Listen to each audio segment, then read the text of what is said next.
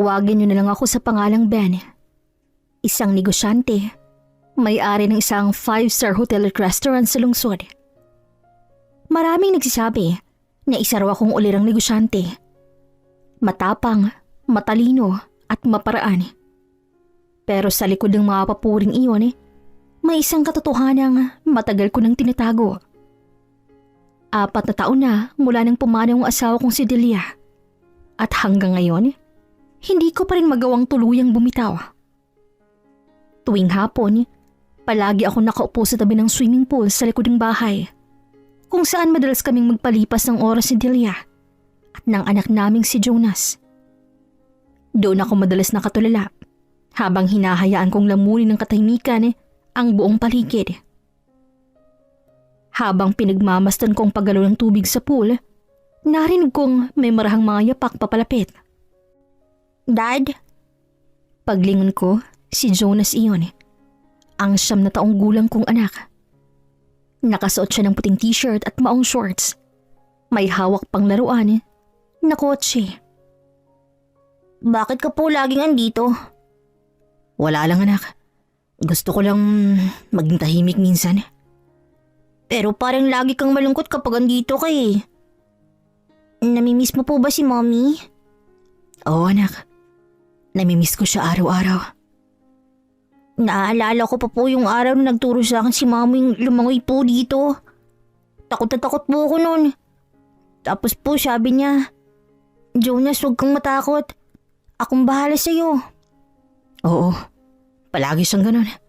Laging mahinahon. Laging may paraan para mawalang takot mo. Si Mommy po, sabi niya kapag malungkot ako, tumingin lang daw po ako sa tubig kasi makikita ko daw po yung sarili ko. At doon ko malalaman kung gaano niya ako kamahal. Ang galing talaga ng mommy mo, no? Laging may sinasabi na hindi mo agad makakalimutan. Dad, mahal mo pa rin ba si Mommy kahit wala na po siya? Anak, kapag minahal mo talagang isang tao, hindi yun nawawala kahit wala na siya.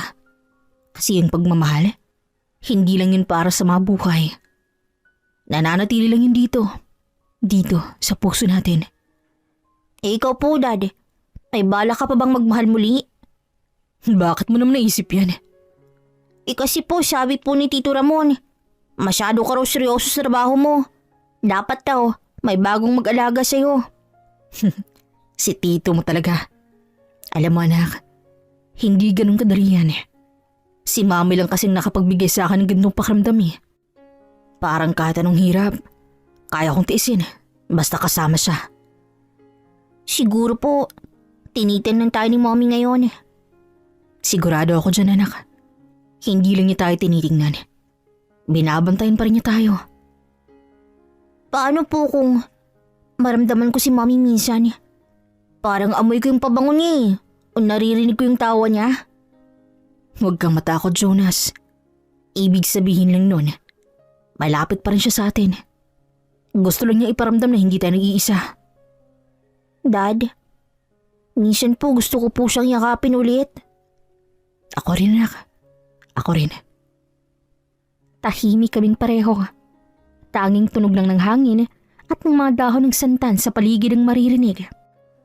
Alam mo, Jonas, minsan naisip ko kahit gaano karami ang pera ko, kahit gaano kalaking negosyo natin, wala pa nitong halaga kung walang pamilya. Pero andito pa naman ako, Dad. Oo anak, at dahil nandito ka, tuloy pa rin ako. Ikaw ang dahilan kung bakit bumabangon ako araw-araw.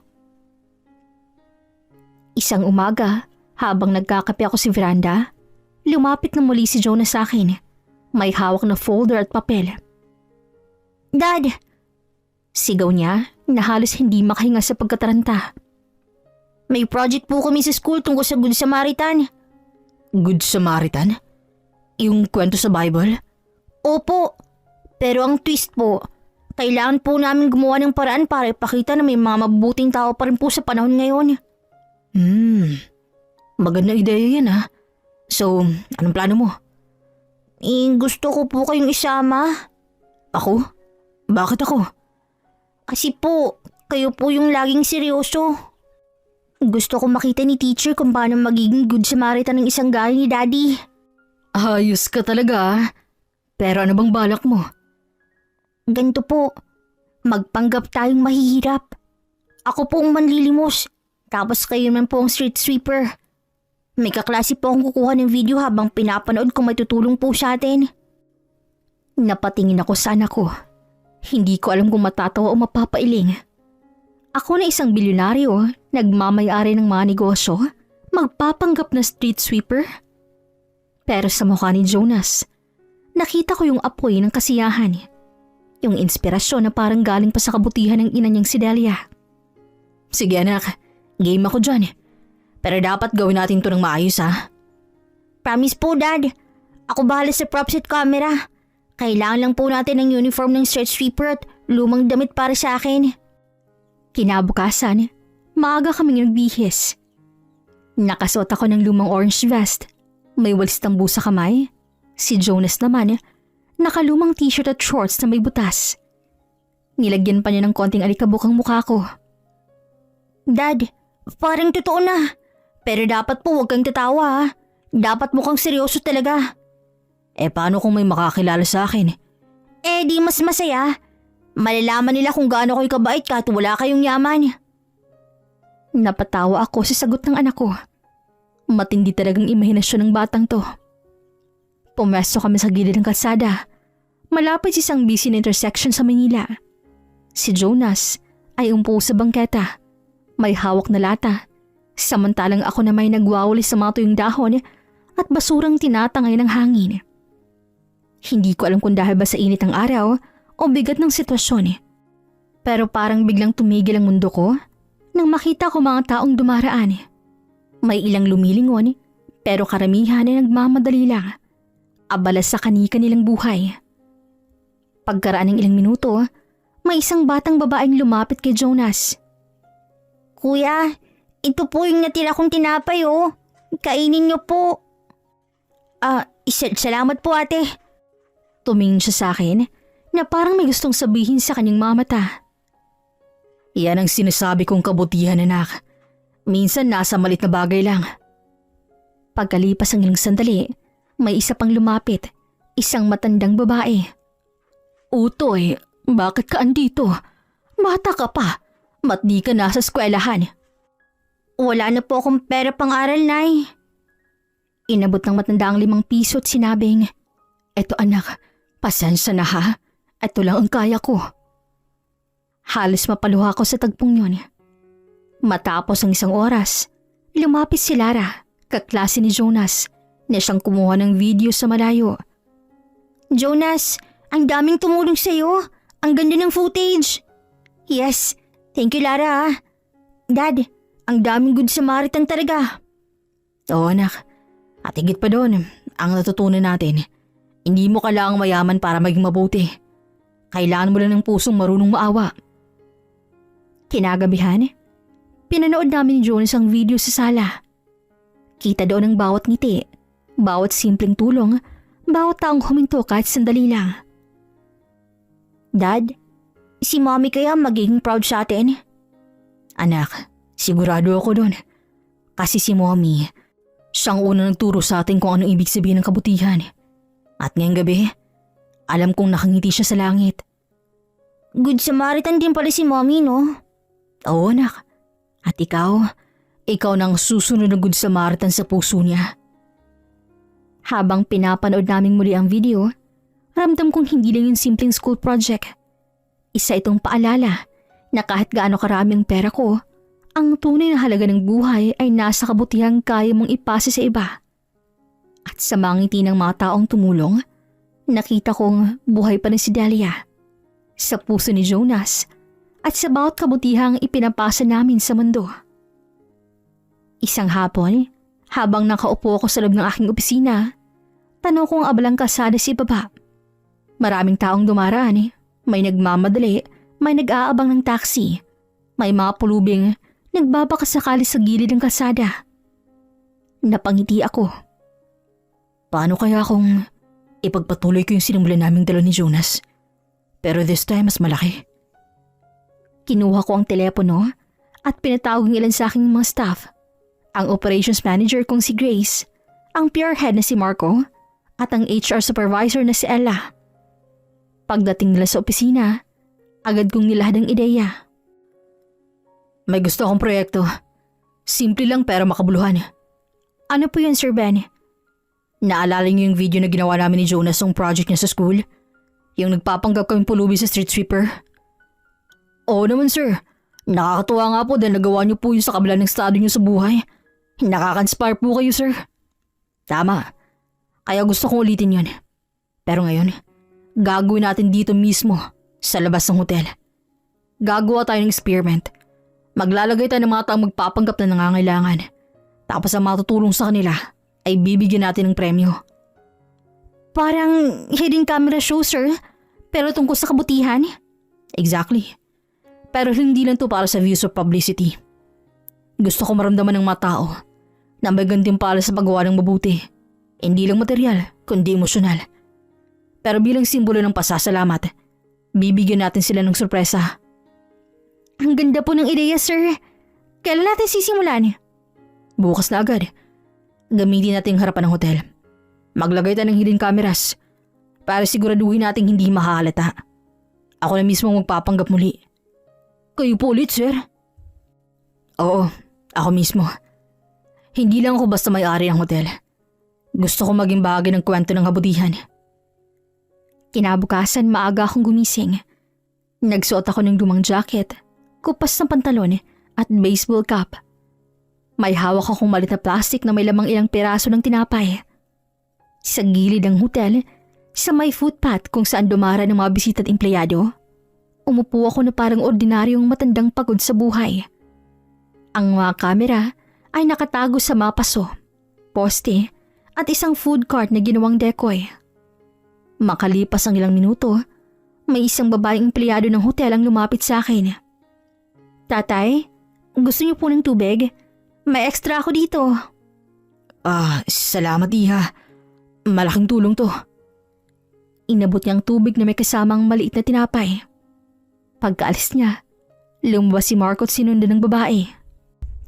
Miss, sandali lang po. Gusto naming ipaalam na bahagi ito ng proyekto ni Mr. Contreras.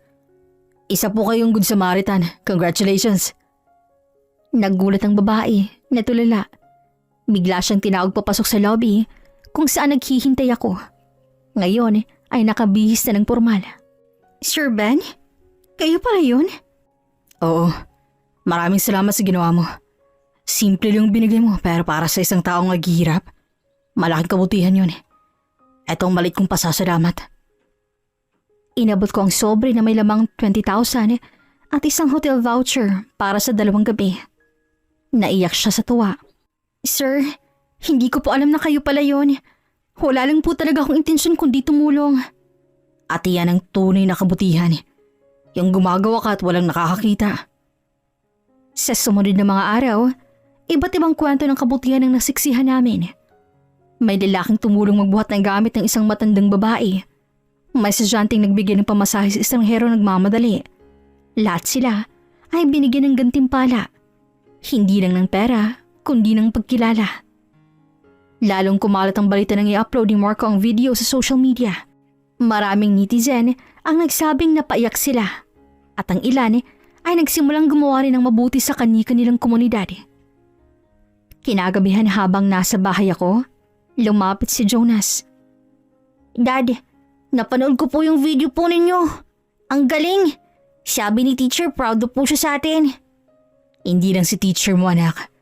Sigurado akong proud din si mami mo sa langit. Dad, alam mo yung ginawa natin?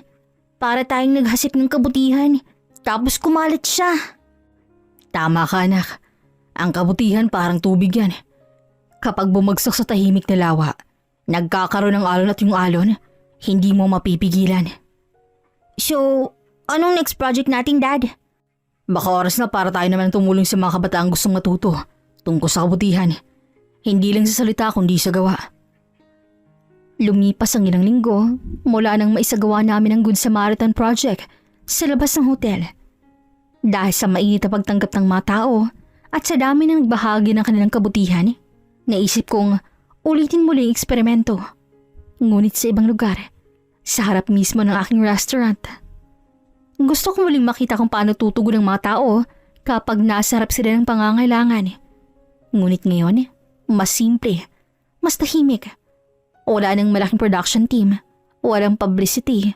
Ako lang si Jonas at ang ilang staff na lihim na magtatago ng kamera. Jonas, handa ka na ba anak? Opo, Dad. Ako ulit yung manlilimos. Oo, at ako naman ang street sweeper. Pero tandaan mo, kahit anong sabihin ng tao, huwag mong sumagot ng masama ha. Ang gusto nating ipakita ay kung sinong may mabuting puso. Opo, Dad. Tanghali noon, mainit at mainging kalsada sa tapat ng restaurant. Nakasuot ako ng kupas uniforme at may hawak na walis tingting. Nagwawalis ako sa gilid ng pinto ng restaurant habang si Jonas ay nakaupo malapit sa poste.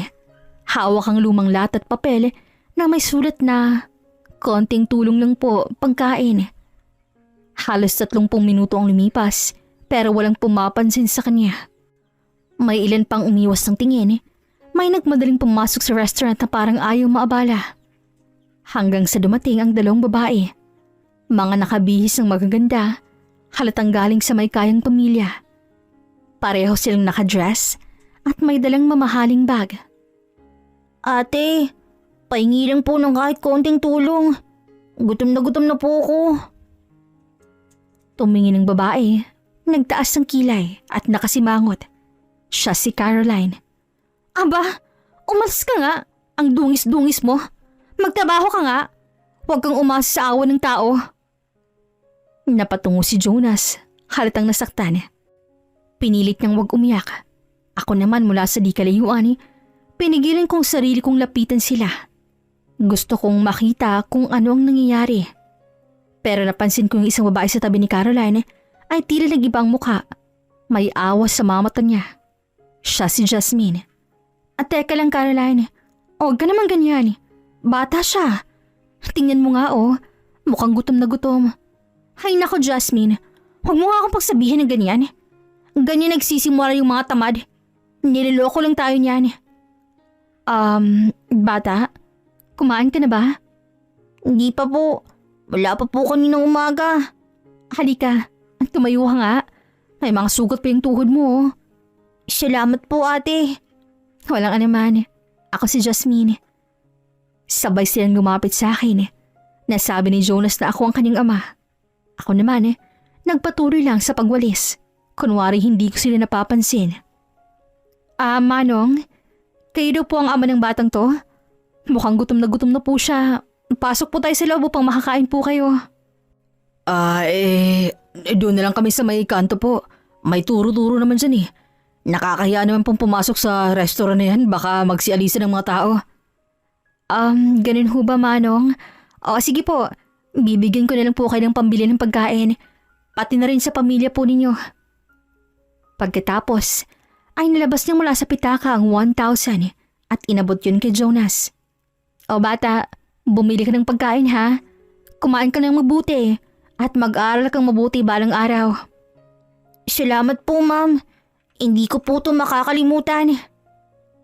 Ma'am, salamat po sa ginawa ninyo. Nagulat si Jasmine, lalo na nang makita kong tinanggal ko ang aking sombrero at lumitaw ang aking muka. Kayo po si Mr. Ben Contreras? Yung may-ari ng hotel and restaurant na to? Oo, ako nga. At itong batang to, anak ko. Bahagi po ito ng aming proyekto. Gusto namin makita kung sino pa ang may pusong tumulong kahit walang kapalit. Hindi agad nakapagsalita si Jasmine. Samantalang si Caroline, halatang nahiya at agad umiwas ng tingin. Ma'am Jasmine, salamat po sa kabutihan ninyo. Maraming dumaan kanina pero kayo lang po talagang lumapit. Kaya gusto kong ibalik ang kabutihan niyo sa simpleng paraan. Inabot ko ang isang sobre. Nandoon ang 50,000 cash at isang dinner voucher para sa 2 tao sa loob ng aking restaurant. Naku sir, hindi po kailangan. Tumulong lang po ako din naawa ko sa bata. Hindi ko po akalain. At doon ko po kayo lalong hinangaan. Ang tunay na kabutihan ay yung ginagawa kahit walang kapalit. Pero sa pagkakataong to, hinayaan yung pasalamatan namin kayo. Napaluha si Jasmine habang ang kasama niyang si Caroline ay tahimik lang sa gilid na tila nagsisisi. Salamat po sir. Hindi ko alam na makakasama ako sa ganung karanasan. Minsan pala, kailangan lang natin tumigil sandali para makakita ng mga taong mas nangangailangan kaysa sa atin. Ngumiti ako, sabay hawak sa balikat ni Jonas. Anak, itong gusto kong matutunan mo, na hindi lahat ng tao pare-pareho. Pero sa bawat daang puno ng malamig na puso, palaging may isang tao may pusong marunong maawa. Opo, Dad. Si Ate Jasmine po yun. At sa araw na yon, muli kong napatunayan ng kabutihan kahit minsan tinatabunan ng kaibangan ng ilan ay patuloy pa rin nagbubuhay sa puso ng iilan. At sapat na yon para magbigay ng pag-asa sa marami. Makalipas ang 3 araw mula nang maganap ang insidenteng yon sa labas ng restaurant, hindi pa rin mali sa isip ko ang ginawa ni Jasmine. Ang kabaitan niya ay nagpapaalala sa akin kay Delia, ang yumao kong asawa. Habang nasa opisina ako, hindi ko mapigil ang balikan ng eksenang yun. Ang ngiti ni Jasmine habang inaabot ang tulong kay Jonas. Ang pagiging taos-puso niya na tila may kakaibang init na bumalik sa puso ko. Jonas anak, naaalala mo pa ba yung babae na tumulong sa'yo nung isang araw? Si Ate Jasmine po? Oo naman, Dad. Mabait po siya. Sana makasama natin siya ulit, no? Sabi ko nga po kay Aya parang si Mami yung ugali niya. Oo anak, parang siya nga. Kinabukasan habang nag-i-inspection ako sa restaurant, nakita kong may babaeng pumasok. Nakasuot siya ng simpleng blouse at jeans. May dalang maliit na bag. Nang tumingin siya sa akin, napangiti ako. Jasmine? Oh, Mr. Contreras. Pasensya na po, hindi ko akalain nandito kayo mismo. Tawagin mo na lang akong Ben please. At huwag ka nang kabahan. Hindi ako boss dito ngayon. Customer lang. Ganun po ba? Dumaan lang po ako kasi gusto kong magpasalamat ulit. Hindi ko po akalaing makakatanggap ako ng gandong gantimpala. Nakakahiya nga po. Wala kang dapat ikahiya. Ang ginawa mo, bihira na yun sa panahon ngayon. Halim mo bang maraming lumapit kay Jonas nung araw na yun? Pero karamihan umiiwas. Nako, ganun po talaga siguro Ben. Marami na kasing nadadala sa takot Si Duda. Pero ako kasi, lumaki akong tinuruan ni nanay na kahit konting tulong, malaking bagay na sa taong gutom mo nagdurusa. Napangiti ako. Mula sa bintana ng restaurant, kita ang sinag ng araw na tumatama sa kanyang muka. May payak na ganda si Jasmine. Hindi sa bisos ayos, kundi sa kababaang loob. Pagkatapos ng maikling pag-uusap, nagyaya ako. Alam mo, Jasmine, kung may oras ka, samahan mo kaming magdino ni Jonas. Matutuwa yung bata kapag nakita ka ulit. Ha? Naku, nakakaya naman. Please, isang hapunan lang. Wala nang formalities. Walang camera. Just us. Kinagabihan habang sabay kaming kumakain ni Jonas at Jasmine sa private dining area ng hotel na puno ng tawanan ng paligid. Si Jonas hindi mapigil ang magkwento ng mga kababalaghan ng kanyang eskwela habang si Jasmine ay nakikinig lang, minsan sumasabay sa tawa. Ate Jasmine, sabi po ni teacher, ako daw po yung pinaka-creative sa buong class. Kasi yung project namin nilagyan ko ng totoong lupa. Ay, totoo? Baka pati mga teacher mo naamoy ang lupa mo. Sa sandaling yun parang muli akong nabuhay. Matagal ko nang hindi narinig ang ganong halakhak sa aking buhay. Lalo na mula kay Jonas. At sa pagitan ng tawanan at simpleng kwentuhan, naramdaman kong unti-unting bumabalik ang kulay sa buhay naming mag-ama. Pagkatapos naming kumain, inihatid ko si Jasmine palabas. Jasmine, salamat sa pagsama ha. Alam kong busy ka pero pinulakan mo pa rin kami. Ako dapat ang magpasalamat, Ben. Sobrang saya ko kanina. Matagal na rin akong hindi nakakatawa ng gano'n. Parang pamilya. Parang pamilya? Oo, parang gano'n nga. Si Jonas kasi nakakaagaan ng loob. At ikaw rin. May aura ka na parang… basta. Mabait ka rin naman pala. Kahit milyonaryo. Pareho kaming natawa. Ngunit sa likod ng ngiting yon, may kakaibang damdaming nabubuo sa akin Isang damdaming matagal ko nang tinatakasan mula nang mawala si Delia. Pagbalik ko sa loob, nadatnan ko si Jonas sa kwarto. Nagdo-drawing ng 3 tao. Isang lalaki, isang batang lalaki, at isang babae. Ano yan, anak? Tayong 3 po. Ako, ikaw at si Ate Jasmine. Pwede po ba siyang tumira dito minsan, Dad? Hindi ko siya agad nasagot. Ngunit sa puso ko, alam kong unti-unti na nagbabago ang ihip ng hangin. Hindi ko alam kung anong ibig sabihin ng pagkikita namin yun ni Jasmine.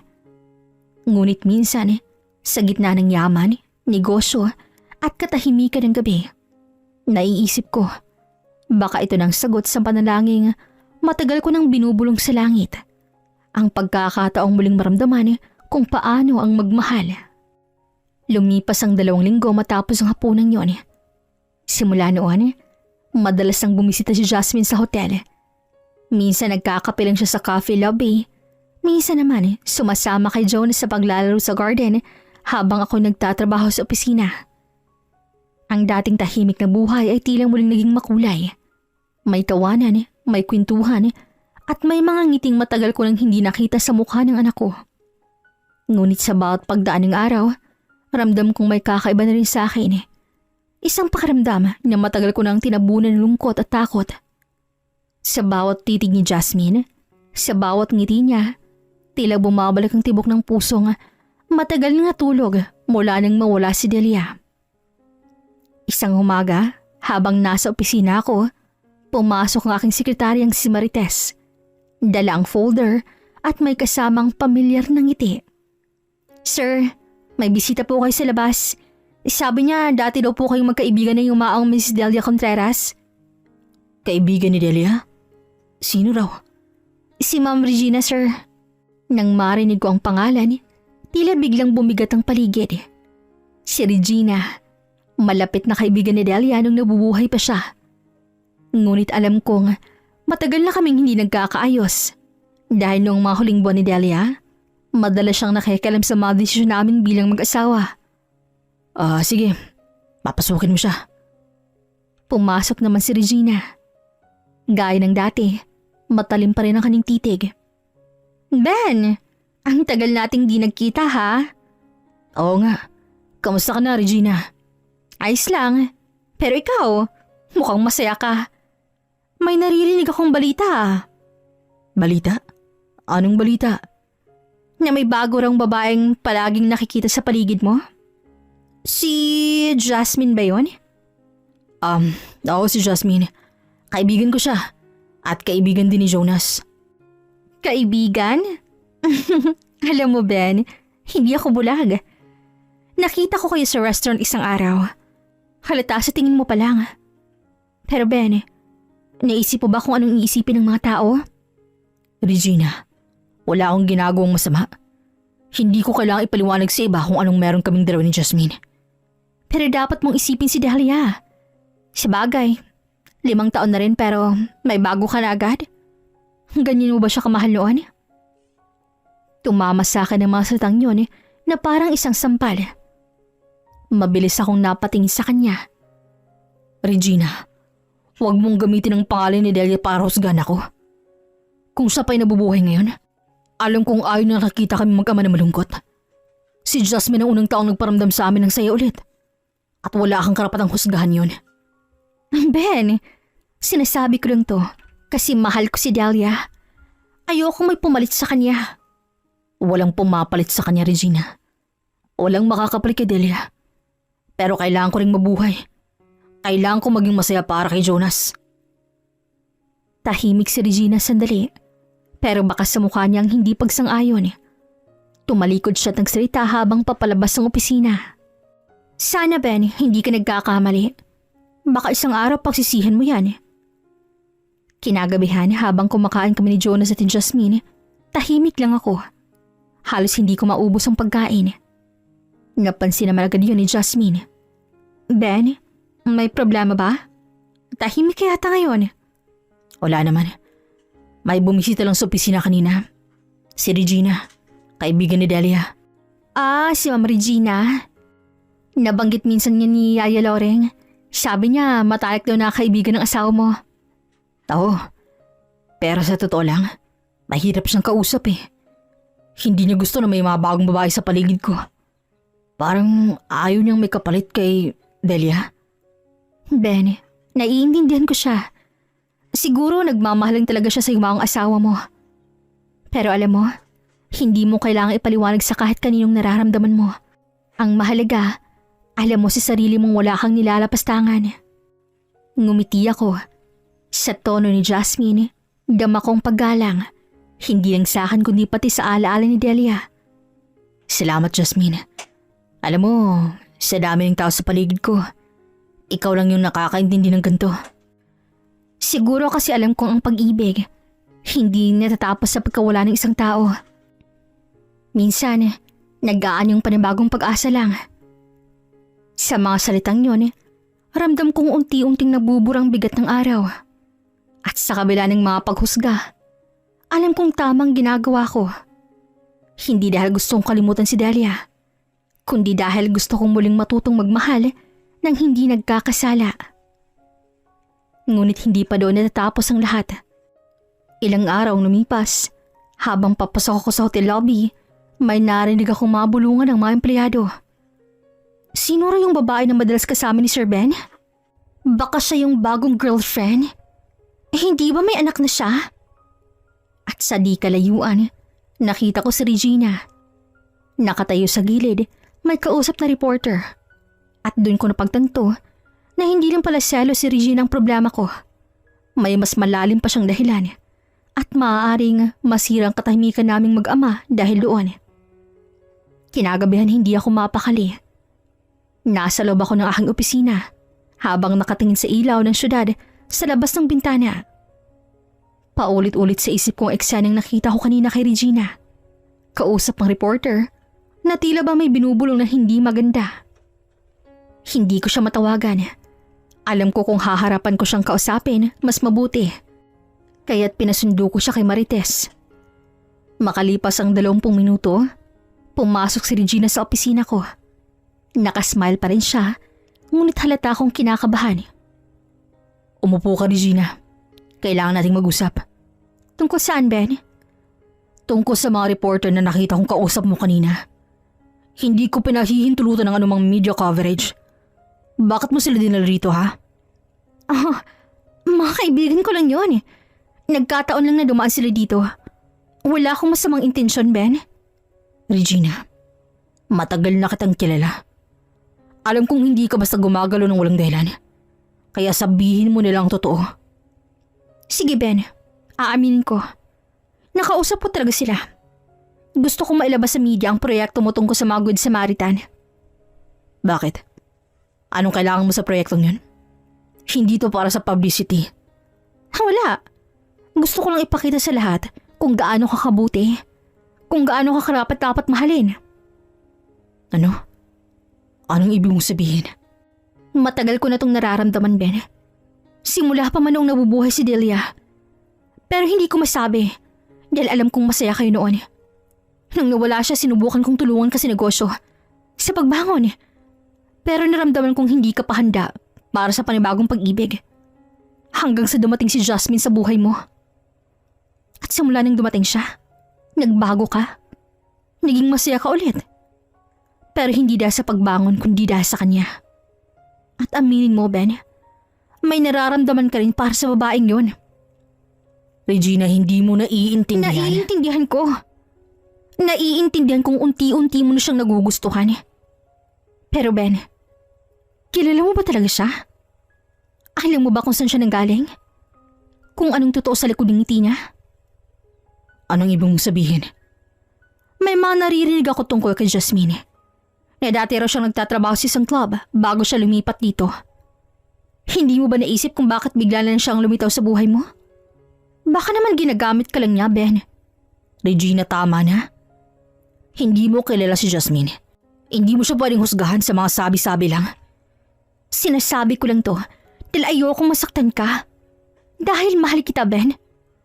At hindi ko kayang makita kang napapaniwala ng isang babaeng hindi mo kilala. Regina, tumigil ka na. Hindi mo kailangan sirain si Jasmine Para lang ipakita kung gaano mo ako kamahal. Kung talagang mahal mo ako, igalang mo yung desisyon ko. Kahit alam kong ginagamit ka niya? Hindi siya ganun. At kung ano man ang inisip mo, tigilan mo lang pagpapakalat ng kwento. Hindi mo ako naiintindihan ngayon, Ben. Pero darating ang panahon, makikita mo. Lahat ng ginagawa ko dahil mahal kita. At kapag dumating ang araw masaktan ka dahil ka, Jasmine, huwag mong sabihing hindi kita binalaan. Pagkaalis niya, tahimik kong sinara ang pinto at napaupo si Celia. Ramdam kong bigat ng hangin sa paligid, na parang unti-unting bumabalik ang mga aninong akala ko'y iniwan ko na. Habang pinagmamasdan kong litardo ni Delia sa mesa, narinig kong tumawag si Jonas sa labas, kasamang naglalaro si Jasmine. Isang ngiti ang sumilay sa labi ko, pero kasabay nito ang isang tanong na hindi ko kayang sagutin. Tama ba akong nagtiwala sa kanya? Isang gabi matapos ang mahabang trabaho, napagpasyan kong yayaan si Jasmine na mag-dinner. Ilang araw na rin kaming parehong abala at bihira na kaming makag-usap ng matagal. Gusto kong magkaroon kami ng sandali na kami lang. Walang mga empleyado, walang mga matang nanunood, at higit sa lahat, walang panghuhusga. Jasmine, gusto ko magpasalamat sa lahat ng naitulong mo sa amin ni Jonas. Kung wala ka, baka hindi ko alam kung paano ko haharapin ang mga araw na to. Wala yun, Ben. Sapat na sa akin na alam kong napapasaya ko si Jonas. At ikaw? Ngumiti ako.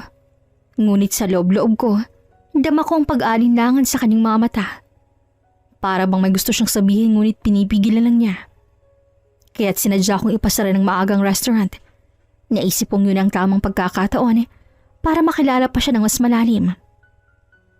Habang nag-iisang kandila lamang nagsisilbing ilaw sa aming mesa, tahimik kaming kumakain. Tahimik ka yata ngayon. May iniisip ka ba? Ben, may gusto akong sabihin pero natatakot ako na baka mag-ibang tingin mo sa akin. Walang dahilan para matakot ka. Ano man yun, makikinig ako. Ben, dati akong nagtatrabaho sa club. Sumasayaw ako doon. Pero hindi ako bayarang babae. Ginawa ko yun hindi dahil gusto ko. May sakit ang nanay ko noon, malubha. Kailangan ko ng malaking pera para sa gamutan niya. Wala akong ibang maaasahan, kaya napilitan akong pumasok doon. Pero hindi rin nagtagal, dahil namatay din siya. At simula noon tumigil na ako. Naghanap ako ng marangal na trabaho. Kahit anong trabaho. Basta hindi na ako babalik sa ganon. Hanggang sa mapadpad ako rito at nakilala kita. Napatigil siya at pinahid ang luha. Kita ko sa kanyang mukha ang tapat na pagdurusa ng isang babaeng nagkamali, ngunit hindi kailanman tumigil sa pagpipilit bumangon. Salamat sa katapatan mo, Jasmine. Hindi ka ba nandidiri sa akin? Hindi mo ba ako husgahan kagaya ng iba? Wala akong karapatang husgahan ka. Ang mahalaga, alam ko kung sino ka ngayon. Hindi kung sino ka noon. Ang nakaraan mo hindi mo kasalanan. Ginawa mo lang ang akala mong tama para sa taong mahal mo. Ben, hindi ko alam kung paano ako magpapasalamat. Ngayon lang ako nakaramdam na may taong nakakaintindi sa akin ng ganito. Marami na nang huhusga sa atin pareho. Pero siguro, oras na para pareho natin patawarin ang mga sarili natin. Mula ng gabing yun, mas lalo kong nakilala si Jasmine. Hindi bilang babaeng may madilim na nakaraan, kundi bilang isang taong marunong lumaban sa buhay ng may dignidad. At ang bawat araw na magkasama kami ay nagbigay ng panibagong kulay sa dati kong matamlay na mundo. Habang lumilipas ang mga linggo, mas lumaki ang tiwala at paghanga ko sa kanya. Nakita ko kung gaano siya kasipag, kung paano niya ginagabayan si Jonas, at kung gaano niya kamahal ang ginagawa niya. Hindi siya humihingi ng kapalit, sapat na sa kanyang makitang masaya kami. Isang umaga habang nag-aalmusal kami sa veranda ng bahay, masiglang nagtatakbuhan sa hardin sina Jonas at Jasmine. Napangiti ako habang pinagmamasdan sila. Noon ko napagtanto, hindi lang pala ako ang nagmahal kay Jasmine, pati si Jonas. Unti-unti na rin natutong magmahal sa kanya. Pagkatapos ng almusal, lumapit si Jasmine sa akin, may hawak na tasa ng kape. Ang bait talaga ng anak mo, Ben. Nakakatuwang kasama. Hindi lang siya mabait. Matalino rin. Alam mo, minsan, nagtanong siya sa akin kung bakit hindi pa raw kita ginagawang girlfriend. Ha? Si Jonas? Naku, bata pa yon kung ano nang naiisip. Eh kung sabihin kong matagal ko na rin iniisip yon. Ben, sigurado ka ba?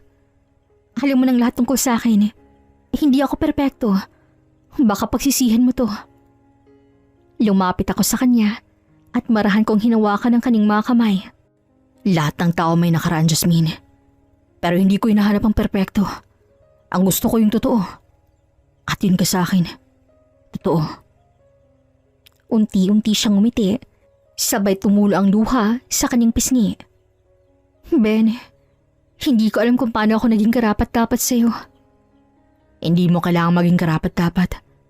Ang mahalaga, mahal kita. At doon, sa ilalim ng liwanag ng umagang yun, naging opisyal na kami ni Jasmine. Kinahapunan, habang naglalaro si Jonas sa sala, napansin niyang magkahawak kami ni Jasmine nang pumasok kami. Dad, girlfriend mo na po si Ate Jasmine? Oo anak, girlfriend ko na siya. Tumalon sa tuwa si Jonas at yumakap sa aming dalawa. Ang saya-saya ko po. May bago na po akong mommy. Napaluha si Jasmine sa narinig at marahan niyang niyakap si Jonas. Salamat, Jonas. Hindi mo alam kung gaano ako kasaya sa sinabi mo.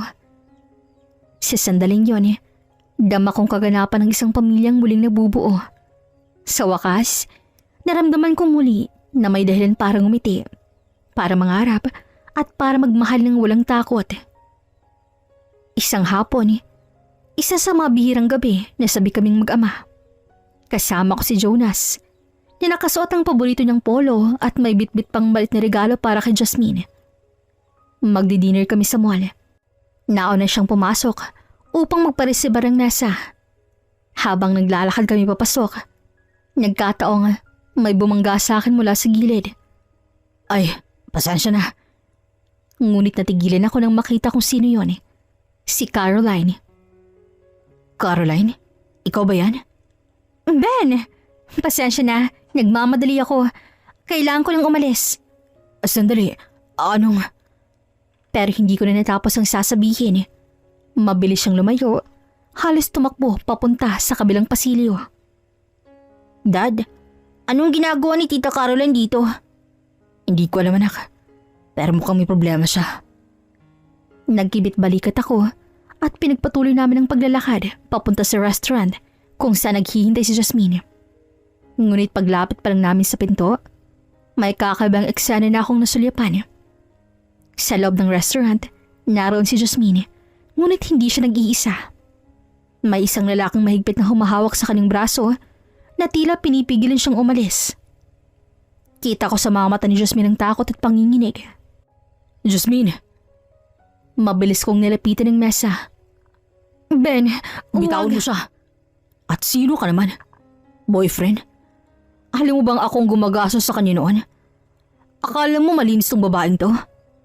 Dati kong paborito sa club. Tama na, Carlo. Wala na yon. Matagal na yon. Bitawan mo siya bago pa ako mawala ng pasensya sa'yo. Ngunit imbis na makinig, itinulak ako ni Carlo. Sa isang iglap, nagdilim ang paningin ko. Bumawi ako ng suntok. Tinamaan siya sa panga, ngunit agad siyang nakabawi at sinapak din ako pabalik. Ben, tama na! Tumigil na kayo! Nagkagol sa buong lugar.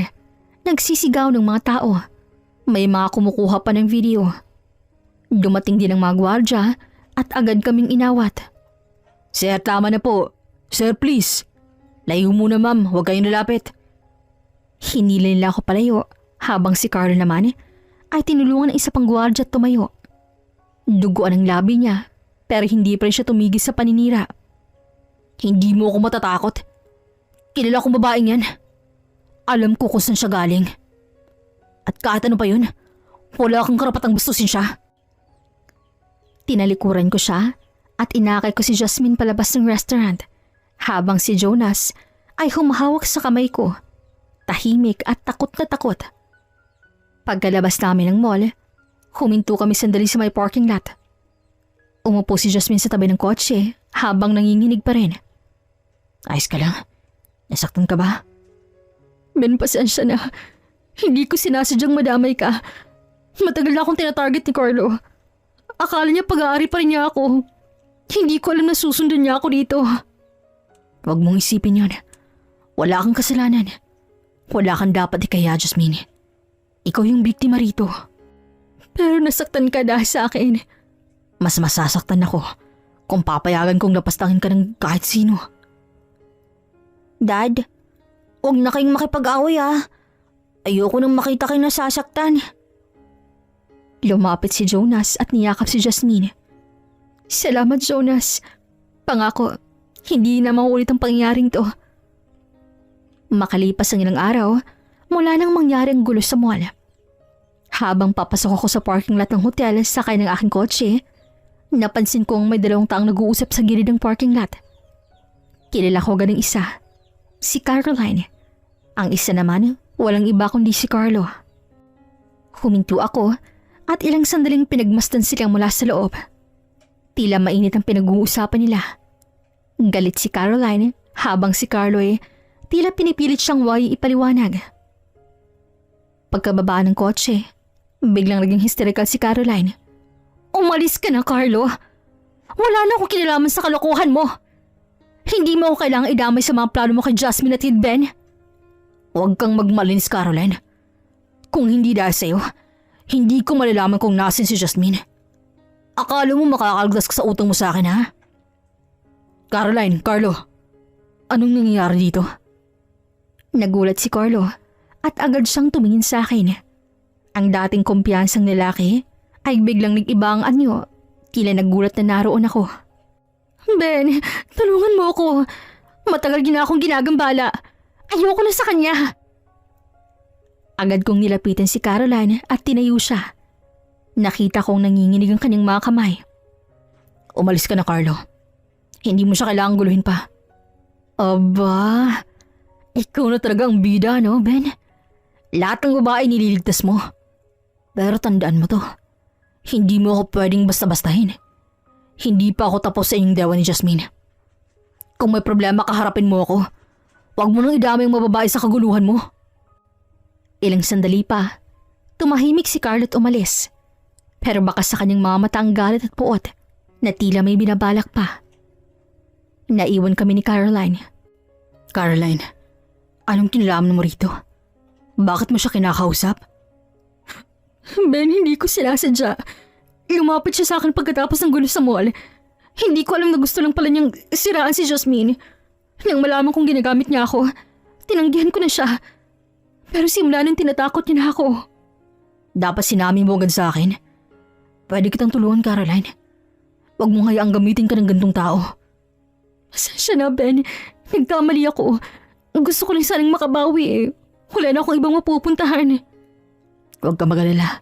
Ako nang bahala. Pero kailangan sabihin mo ang sa akin lahat. Lahat ng alam mo tungkol kay Carlo. At kung sino pang kasama niya sa likod ng lahat ng to. Tumingin siya sa akin at nanginginig ang labi. Nakiusap din siya na huwag ko nang sasabihin kay Jasmine ang tagpong yun. Dahil ayaw niyang mag-alala pa ang kaibigan. Tumango naman ako at nangakong hindi magsasalita. Dumaan pang mga linggo at mga buwan na puno ng paghahanda, pag-aayos at kasiyahan. Sa wakas, matapos ang lahat ng pinagdaanan namin ni Jasmine. Mga luha, intriga at mga taong gustong sirain kami, dumating na rin ang araw ng aming kasal. Maaga pa lang iabala ng lahat sa simbahan. Puno ng puting bulaklak ang paligid. Mabango ang hangin at tila pati ang araw ay nagpasya ng sumikat ng mas maliwanag para sa amin. Ako naman, nakasuot ng itim na tuxedo. Nakatayo sa harap ng altar. Kabado, nanginginig. Pero sa ilalim ng kaba, may halong sobrang saya. Si Jasmine, sa kanyang puting bestida, ay parang isang pangakong natupad.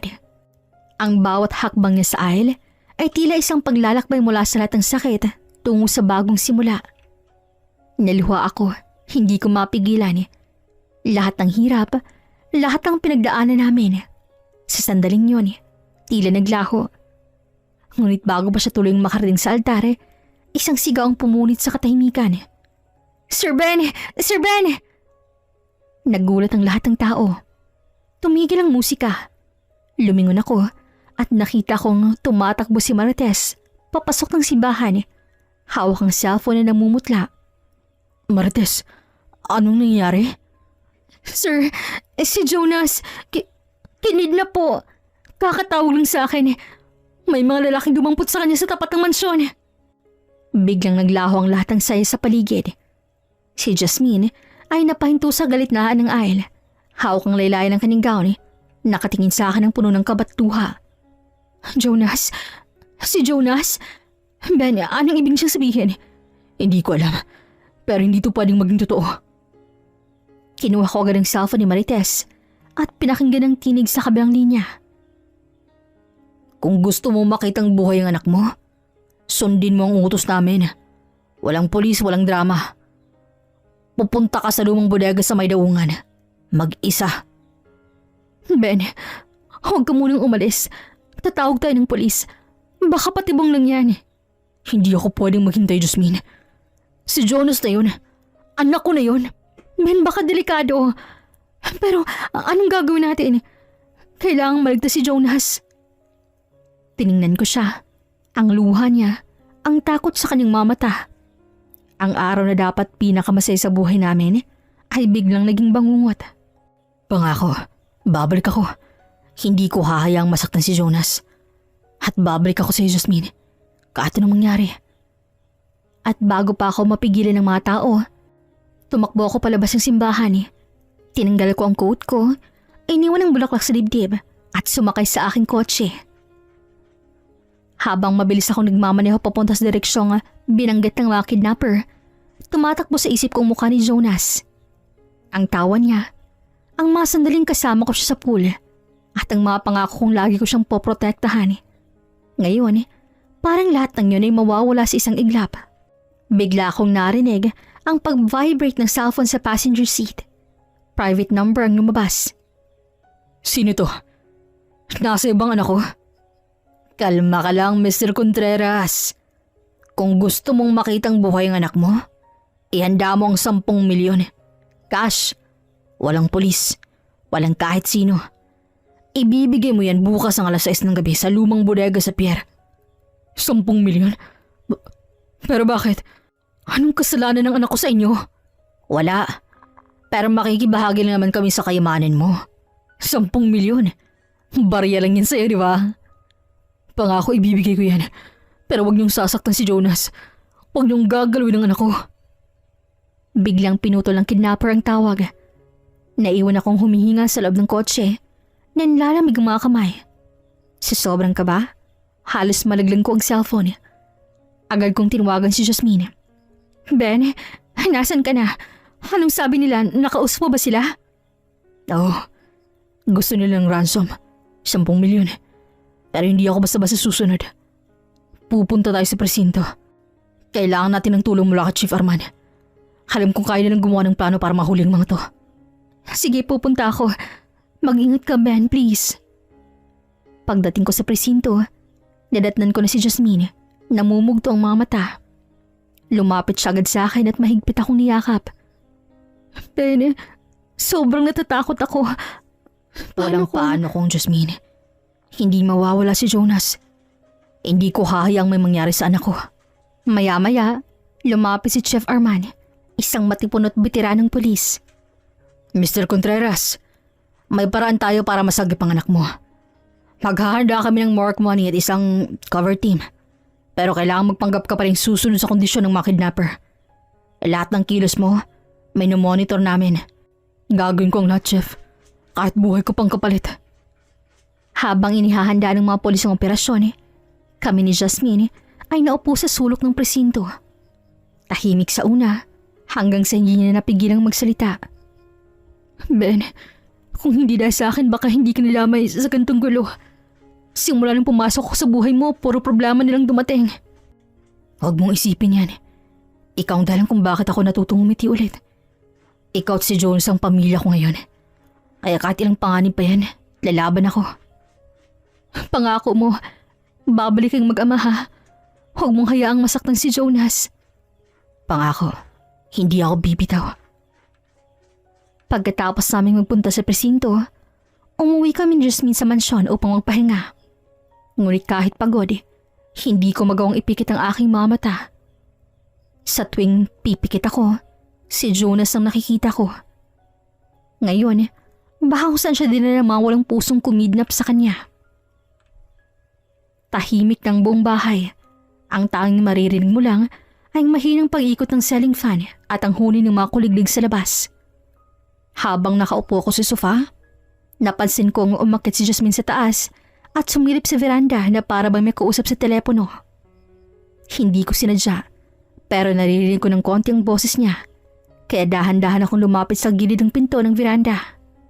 Caroline, hindi ko alam ang gagawin ko. Kinidnap nila si Jonas at si Ben. Halos mabalo na sa pag-aalala. Kalma ka lang, Jazz. Huwag kang magpanik. Baka may kinalaman ng mga dating kaawan niya sa negosyo. Subukan mo maging mahinahon, okay? Baka pati ikaw mapahamak. Hindi ko alam kung kakayanin ko to. Kasal pa naman namin dapat ngayon. Lahat masaya dapat. Tapos bigla na lang gantong mangyayari. Hindi ko alam kung sinong may gawa nito. Makinig ka, Jasmine. Kung ako sa'yo, huwag mo munang sabihin kay Ben na tumawag ako, ha? Ayokong isipin niyang pinapakilaman kong sitwasyon. Pero gusto kong tulungan ka, ha? Magtiwala ka lang sa akin. Pagkatapos noon, narinig kong naputol ang tawag. Tahimik si Jasmine ng sandali. Sa kamarahang naupo, pinunasan ng kanyang mga luha. Doon na ako lumabas. Jasmine, kanina pa kita hinahanap. Sino bang kausap mo?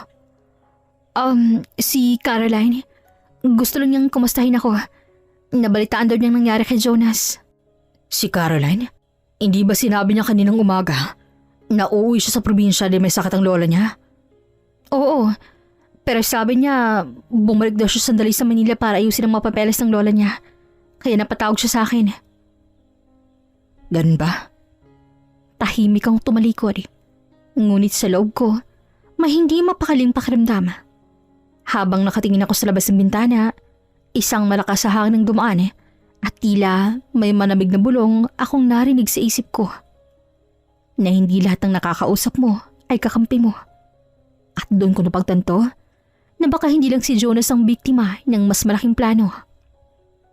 Kinabukasan, 4:00 pa lang ng hapon ay naroon na kami sa presinto. Ang bawat galaw ng mga pulis ay maingat. Ang bawat salita ay may timbang. Lahat ay naghahanda para sa isang misyon, ang mailigtas si Jonas. Mr. Contreras, nakumpirma na namin ang lokasyon. Ayon sa impormasyon ng isa naming informant. Kailan tayo kakilos, Hepe? Sa loob ng 1 oras. Pinag-aaralan pa namin ang tamang posisyon ng mga tauhan. Pero siguraduhin ninyong ligtas si Mrs. Jasmine. Hindi namin siya pwedeng isama sa operasyon.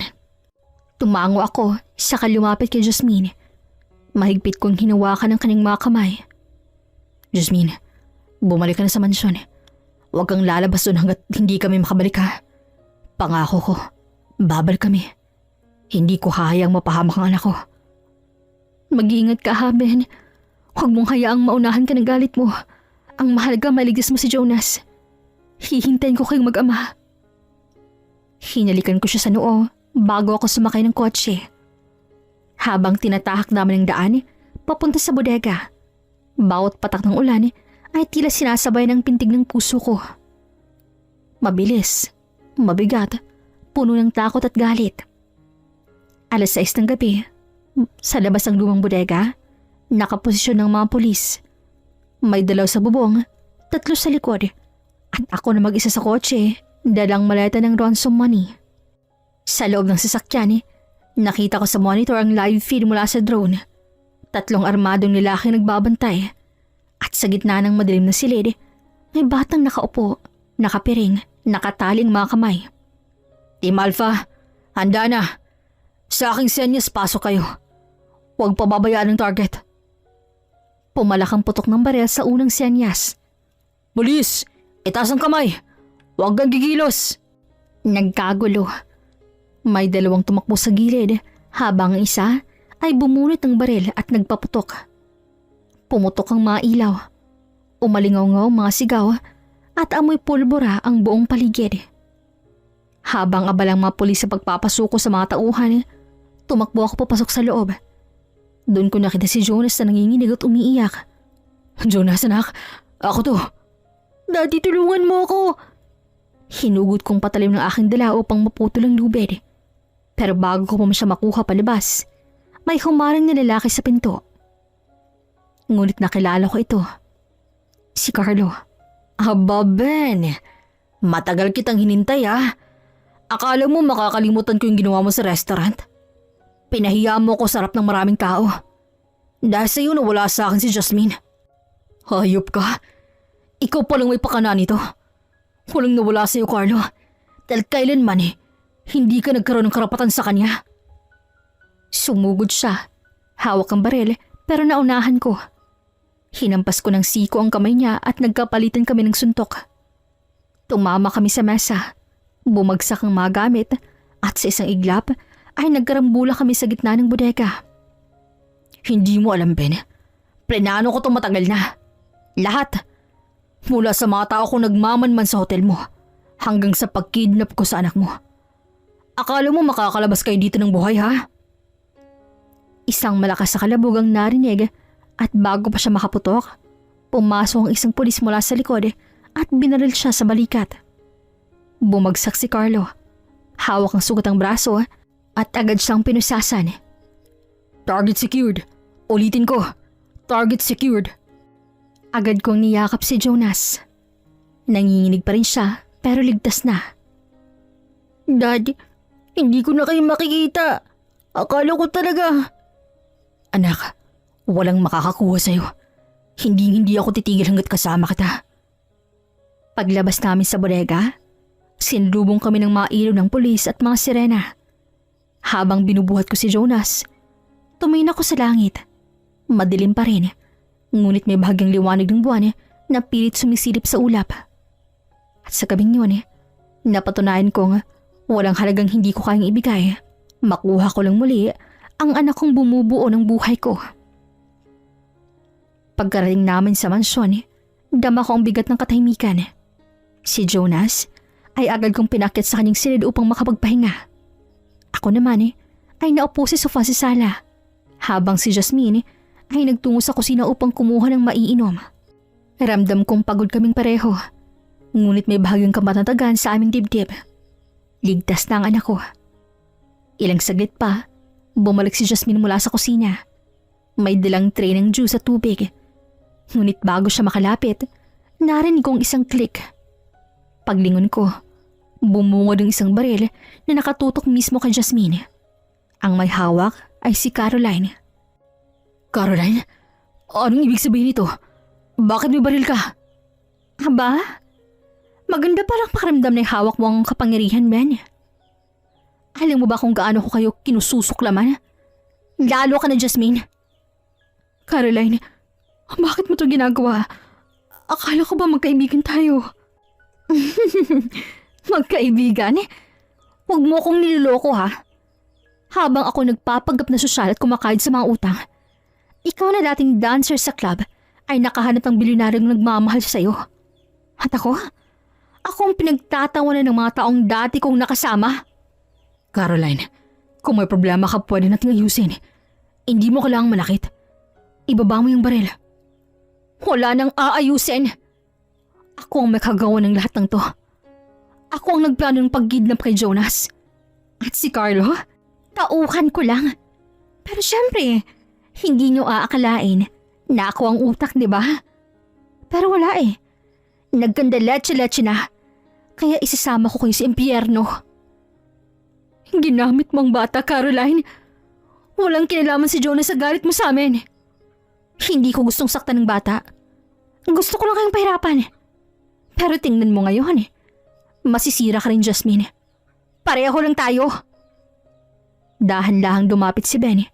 Sinusubukan pang kamahin ang sitwasyon. Samantala, marahang ginala ni Jasmine ang kamay niya papunta sa mesa kung saan nakapatong isang flower vase. Caroline, pakinggan mo ako ha. Ibaba mo na yan. May mga pulis sa labas. Hindi ka makakalayo. Hindi mo ako matatakasan, Ben. Hindi mo alam kung gaano ko to pinagplanuhan.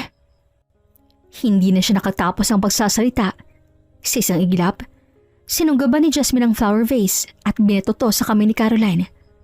Tumama ito ng malakas, dahilan upang mabitawan niya ang baril. Mabilis akong kumilos. Sinunggaban ko si Caroline at tinulak siya sa sahig. Nagpambuno kami habang pilitang inaabot muli ang baril. Ngunit mas mabilis ako. Naagaw ka ito at tinutok pabalik sa kanya. Habang nakahando siya sa sahig, dumating ang mga kasambahay at agad kong inutusan na tawagan ng mga pulis. Si Jasmine na may lumapit at niyakap ako na nanginginig pa rin sa takot. Matapos ang lahat ng gulo, unti-unting bumalik sa normal ang aming buhay. Si Caroline ay tuluyang nakatulan sa korte, habang si Carlo naman ay nasambahan din ng kasong kidnapping. Sa kabila ng lahat, pinili namin ni Jasmine na magpatawad. Hindi dahil madali, kundi dahil gusto naming tuluyang makalaya sa bigat ng nakaraan.